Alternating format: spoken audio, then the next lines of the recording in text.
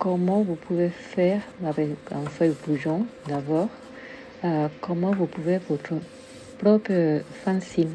Et même vous pouvez penser, envisager de créer une composition à partir du défi dans un feuille A4 et le convertir en fanzine. Pour être sûr de comment ça sera la direction des images ou des dessins, une chose que je fais pour être bien rassurée, je fais une maquette avec un blouson, une feuille blouson. Donc je vais refaire tous les plis comme indiqué dans l'étape précédente. Et donc voilà, tous les plis sont bien faits à la verticale. Maintenant je passe à faire le pli horizontal. Je le marque bien parce que c'est là, tout milieu, du centre au milieu, comme ça, que je vais couper. Et je m'arrête à l'intersection des prochains plis. Parfois, je ne suis pas très exacte dans la ligne, mais c'est pas grave. Je peux enlever cet excédent. Et là, je ouvre ma feuille, ça fait un carré, et je amène tout au centre. Et voilà, je le plie bien, je ferme bien, je décide quelle partie ça sera ma couverture, ma première de couverture.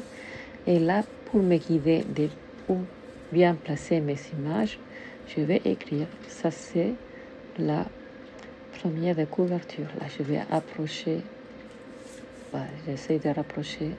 Donc là, c'est la première de couverture. C'est là où va aller mon titre, de mon signe, c'est la première de couverture.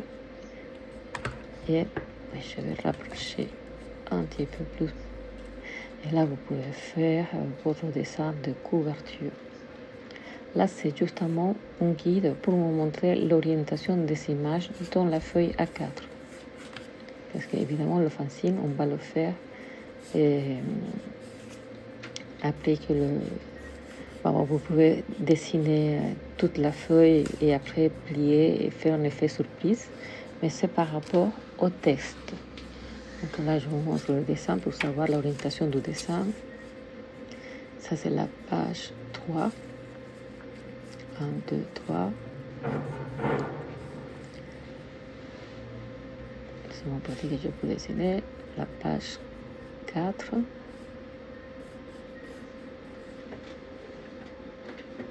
Je m'amuse à faire le dessin justement pour marquer, pour montrer qu'on peut faire tout ce qu'on veut dans son fanzine. La page 5, la page 6,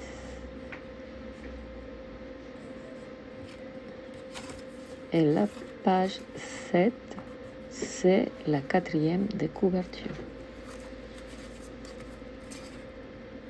Couverture, page 1, 2, 3, 4, 5, 6, 7, c'est la 4e de couverture.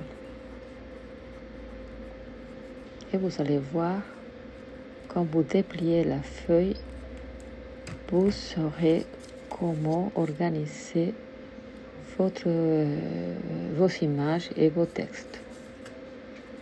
Et je reviens encore une fois. Pour être sûr, vous avez compris.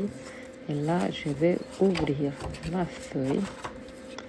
Et là, je vérifie les sens ou la direction des textes et des images pour me repérer dans la composition de mon livre.